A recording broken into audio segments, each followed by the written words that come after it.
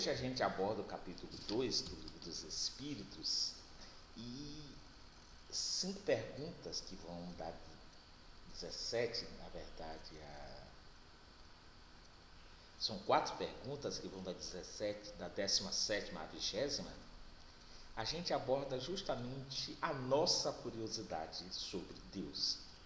Então a gente quer sempre ir um pouquinho mais além para conseguir entendê-lo, para extrapolar os nossos limites de conhecimento e entender e tentar responder aquela pergunta, né? De onde viemos, o que estamos aqui e para onde vamos, e o porquê da nossa própria existência. Então vamos lá. Kardec faz logo a pergunta na 17ª, e é justamente no subitem Conhecimento do Princípio das Coisas, no capítulo Elementos Gerais do Universo, em que ele diz: é dado ao homem conhecer o princípio das coisas, ou seja, de como tudo surgiu, não só de nós, mas do universo como um todo, como ele surgiu e quando ele surgiu. Observemos que nas próprias religiões como um todo, há sempre subentendido esse tipo de questionamento. Como é que surgiram as coisas? Quem ou o que fez essas coisas? Então a pergunta é dado ao homem conhecer o princípio das coisas? E a resposta é não. Deus não permite que tudo seja revelado ao homem neste mundo. Porque nós ainda, se nós não conseguimos responder as perguntas básicas da nossa existência, como vamos, e muitas vezes não conseguimos entender o que já sabemos, como vamos ter a capacidade de entender como tudo surgiu? Então, primeiro que entendamos como surgimos e qual é o nosso papel nesse conjunto de manifestações de vida no próprio universo.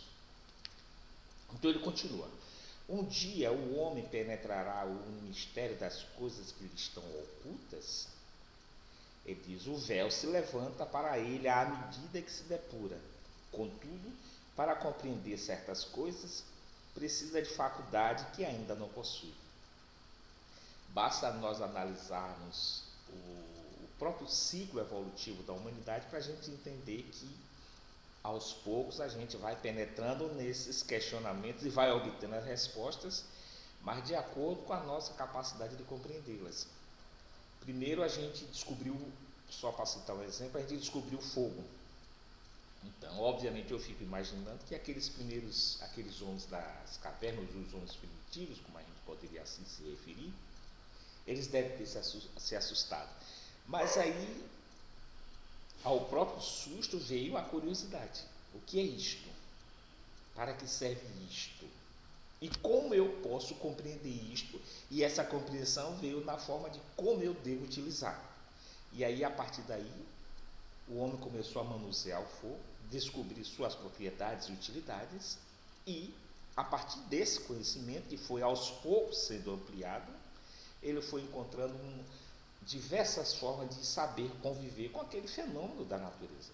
E assim se processa com todos os outros fenômenos da natureza, em que o conhecimento é paulatino e vai se desenvolvendo, primeiro pela curiosidade, depois para se entender a própria razão daquela existência, a natureza da sua existência, e depois como adaptar aquele fenômeno, aquela forma de manifestação da natureza, à sua própria natureza.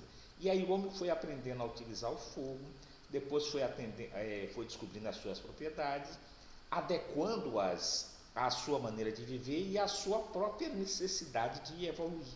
E assim caminha a humanidade. A própria ciência ela se desenvolve primeiro pela curiosidade, depois pela investigação, depois pela a sua aplicabilidade, e aí vai cada vez mais se ampliando. É por isso que ele diz: o véu se levanta para o homem à medida em que se depura. Contudo, para compreender certas coisas, precisa de faculdade que ainda não possui. Mas ele diz, ainda não possui. Quer dizer, é um processo que vai se desenvolvendo. E aí vem na pergunta 19ª: pelas investigações científicas, não pode o homem penetrar algum dos segredos da natureza? A resposta é: a ciência lhe foi dada para o seu adiantamento em todos os campos, mas ele não pode ultrapassar os limites fixados por Deus. Qual é o limite fixado por Deus? É justamente o próprio desenvolvimento da evolução. Não adianta uma criança você colocar para ela uma equação exponencial, se ela ainda não aprendeu os princípios básicos da aritmética. Não vamos entender a álgebra se não entendermos as 4 operações: somar, dividir, subtrair, multiplicar. E assim em todos os campos do processo evolutivo. Então, é preciso que ele vá ultrapassando esses limites. À medida em que ele ultrapassa esse limite do conhecimento, ele vai desenvolvendo outras capacidades e encontrando outros limites que ele deverá superar. Basta analisarmos que no início do século passado, a gente não imaginava, apesar de já ter havido atividades embrionárias lá atrás, desde Leonardo da Vinci, mas a gente não imaginava que um objeto mais pesado que o ar pudesse voar. E aí, com todo o aparato de experiências anteriores, de curiosidades e experimentos anteriores, como eu disse, desde lá de Leonardo da Vinci, e aí veio Santos Dumont, ultrapassou aquele limite e mostrou que o homem poderia voar. Daquele experimento de Santos Dumont que voou apenas alguns metros, hoje o mesmo princípio, já de uma forma muito mais evoluída, cruza oceanos, cruza o mundo em poucas horas e já expandiu essa fronteira para além dos limites da atmosfera terrestre, as viagens espaciais, mostrando que esse limite ele vai sendo superado, mas ele encontra outros limites que precisam ser superados, que é o próprio desenvolvimento do conhecimento. Continuando, e aí vem uma explicação em relação a essa pergunta, a 19ª pergunta, quando os espíritos esclarecem: quanto mais é dado ao homem penetrar nesses mistérios da própria existência, da sua existencialidade, mais cresce sua admiração pelo poder e sabedoria do Criador. Mas seja por orgulho, seja por fraqueza, sua própria inteligência o faz joguete da ilusão. Ele amontoa sistemas sobre sistemas, e cada dia que passa lhe mostra quantos erros tomou por verdades e quantas verdades rejeitou como erros. São outras tantas decepções para o seu orgulho. E a gente pontua o aspecto de Galileu Galilei, em que até as suas explanações científicas, através de observações e experimentos, havia a concepção de que a Terra era o centro do sistema solar e que o Sol era o centro do universo.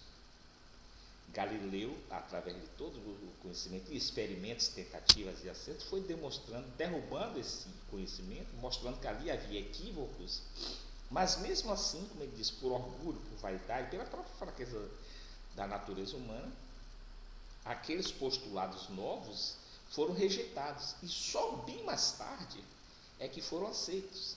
O orgulho não deixou, a vaidade não deixou. Às vezes a convicção de que estava certo, mas havendo equívocos, não permitiu que, naquele momento, a sociedade como um todo aceitasse aquelas novas verdades. Para se ter uma ideia, só em 1996 é que a própria Igreja Católica reconheceu oficialmente que Galileu estava certo. Quer dizer, apesar de, nesse ínterim, desde a sua morte no alvorecer da Idade Média até 1996, as próprias teorias de Galileu elas foram sendo aperfeiçoadas e comprovadas, mas o orgulho, a vaidade só permitiu que em 96 se reconhecesse oficialmente que ele estava certo e que aqueles outros grupos estavam equivocados. Isso ainda faz parte da natureza humana. Quantas vezes nós imaginávamos determinadas coisas e somente com o tempo, quando quebramos o nosso orgulho, cedemos um pouco, é que vamos entender que aquela nossa postura, por ignorância, por orgulho, vaidade, estava equivocada. E aquele outro que imaginávamos que seria o errado, na verdade era o certo. E aí vem a última pergunta desse subitem do capítulo 2 do livro dos Espíritos. Fora das investigações científicas, pode o homem receber comunicações de ordem mais elevada acerca do que lhe escapa ao testemunho dos sentidos? Sim, se Deus o julgar útil, pode revelar-lhe que a ciência não consegue aprender. É por essas comunicações que o homem adquire, dentro de certos limites, o conhecimento do seu passado e do seu futuro. E aí a gente vê que os espíritos mais elevados, eles nos ensinam que o que sabemos hoje, o nosso conhecimento não é para ficar enfechado em nós mesmos. Ele deve ser compartilhado com outros. Aquele que sabe mais, aquele que pode mais, que dispõe de mais recursos materiais, intelectuais, morais, ele deve ensinar, deve ser elemento de agregação para os outros que têm necessidade de aprender e que precisam evoluir. E assim o conhecimento vai repassando de um para o outro, para que no conjunto possa proporcionar a evolução da sociedade. Por hoje é só. Na próxima semana nós vamos abordar ainda no capítulo 2 dos elementos gerais do universo, mas um subitem que é muito interessante é os primeiros conceitos de espírito e matéria, que começa da pergunta 21ª e aí vai até a 29ª. Mas vamos abordá-la, se possível, dividi-la em duas partes, porque é um assunto que merece um debate mais complexo e suscita ainda muitas interrogações. Um bom dia a todos, ou uma boa noite para aqueles que venham a ler ou ouvir isso mais tarde, e que Jesus, como sempre, nos abençoe.